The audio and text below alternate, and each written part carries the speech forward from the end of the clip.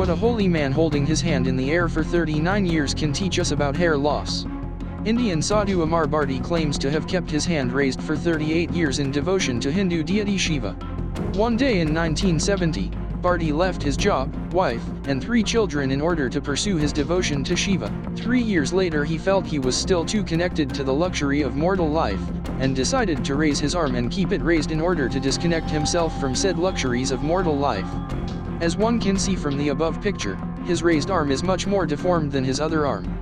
He claims that he dealt with immense pain for quite a while, but it eventually subsided and now he can't even use the raised arm if he wanted, as it atrophied and is now stuck in its current raised position.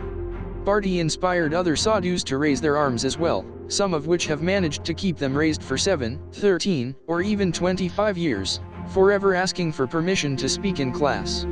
A holy man called Sadhu Amar Bharti has held his right hand up above his head for over 40 years to show his dedication to his religion. His hand is almost dead and completely unusable, and has been for many years. One of the worries people talk to me about is touching and washing their hair.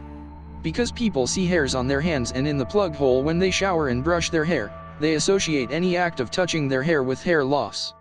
You can understand why people do this, but in fact it's totally counterproductive. Think of your scalp like the holy man's hand.